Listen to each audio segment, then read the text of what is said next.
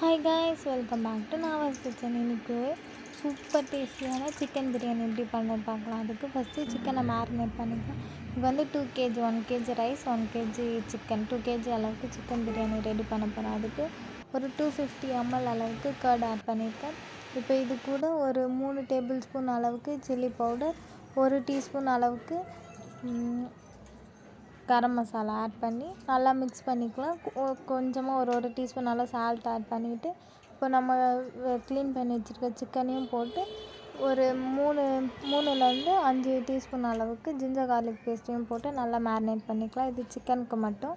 Marinate பண்ணி ஒரு 1 hour வரைக்கும் நல்லா ஊற சிக்கன் வந்து சீக்கிரமாக சாஃப்டாக குக் ஆகும். அதெல்லாம் நல்லா மிக்ஸ் பண்ணி மேரினேட் பண்ணிக்கலாம். இது கூடவே வந்து நான் கலருக்காக வந்து ஒரு 2 டீஸ்பூன் அளவுக்கு காஷ்மீரி சில்லி பவுடர் ஆட் பண்ணியிருக்கேன். இது உங்கள் விருப்பம் தான், வேணான்னா ஸ்கிப் பண்ணிடலாம்.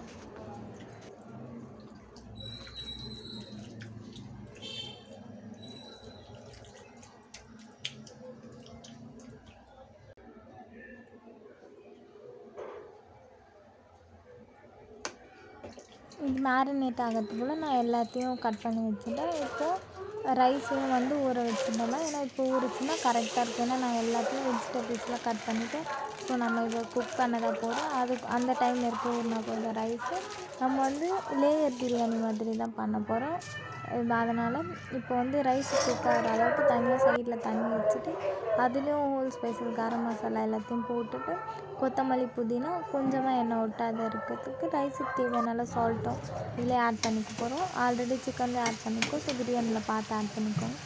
ரைஸையும் போட்டு ரைஸ் வந்து ஒரு 90% குக் ஆகணும். அது வரைக்கும் குக் பண்ணிவிட்டு உடனே ஸ்டெயின் பண்ணி நல்லா ஆற வச்சு எடுத்துக்கலாம். இப்போ ஒரு பாத்திரத்தில் பிரியாணி செய்கிற பாத்திரத்தில் ஒரு 250 ml அளவுக்கு ஆயில் ஆட் பண்ணியிருக்கேன்.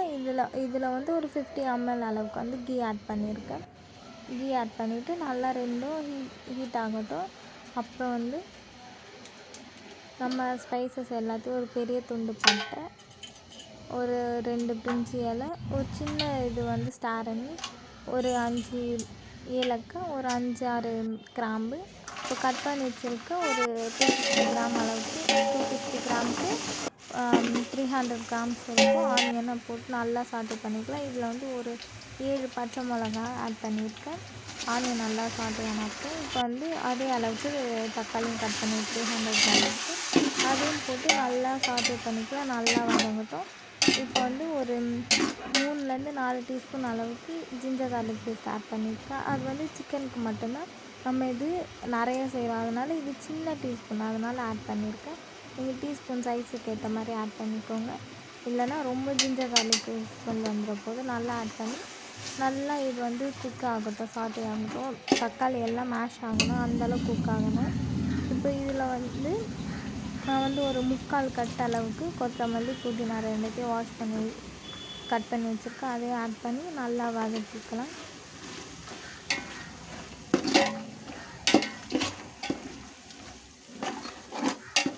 நல்லா மிக்ஸ் பண்ணிவிட்டு இப்போ இது கூடவே வந்து நம்ம மேரினேட் பண்ணி வச்சுருக்க சிக்கனையும் ஆட் பண்ணி நல்லா மிக்ஸ் பண்ணிக்கலாம். சிக்கன்லேருந்து தண்ணி வரும், அதனால் நம்ம தண்ணியை தான் ஆட் பண்ணலைன்னா ஆல்ரெடி சிக்கன் நல்லா மேரினேட் ஆகிருக்கு. ஸோ சீக்கிரமாக சாஃப்டாக குக் ஆகிடும், அதனால் தண்ணியை தான் ஆட் பண்ணாங்க. இப்போ இந்த டைம்லேயே வந்து சால்ட்டு இல்லை காரம் எதாவது தேவைப்பட்டுச்சுன்னா ஆட் பண்ணிக்கோங்க. எனக்கு வந்து கொஞ்சமாக சால்ட்டும், தக்காளி வந்து புளிப்பாக இருந்தனால எனக்கு கொஞ்சம் காரமும் தேவைப்பட்டுச்சு. அதனால் நான் சில்லி பவுடரும் சால்ட்டும் ஆட் பண்ணியிருக்கேன். ஆல்ரெடி ரைஸ்லேயே ஆட் பண்ணியிருக்கேன், ஸோ பார்த்து ஆட் பண்ணிக்கோங்க. இப்போது ஒரு 2 லெமன் வந்து ஜூஸை மட்டும் எடுத்து வச்சுருக்கேன், அதையும் ஆட் பண்ணியிருக்கேன்.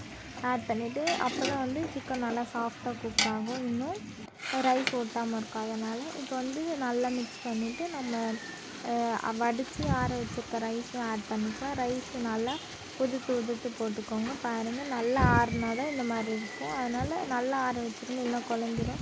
ரைஸ் ஆட் பண்ணிவிட்டு லைட்டாக மிக்ஸ் பண்ணிக்கலாம். ரொம்ப மிக்ஸ் பண்ண வேணாம், லைட்டாக மிக்ஸ் பண்ணிவிட்டு இப்போ ரைஸ் வடிக்கும் போதே அந்த தண்ணி இருக்கும்ல, அதை நான் கொஞ்சம் எடுத்து வச்சுருந்தேன். ஏன்னா ரொம்ப ட்ரையாக இருக்கும், அதனால் லைட்டாக தண்ணி மேலே மட்டும் தெளித்து விட்டுக்கலாம். ரைஸை மிக்ஸ் பண்ணிவிட்டு மேலே லைட்டாக தெளித்து விட்டுக்கலாம்.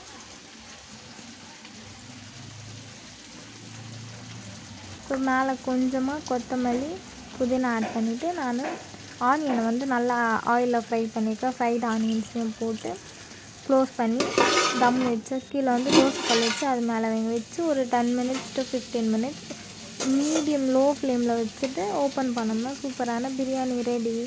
டேஸ்ட்டும் சூப்பராக இருக்கும். இதே மாதிரி ட்ரை பண்ணி பார்த்துட்டு எப்படி இருக்குன்னு சொல்லுங்கள்.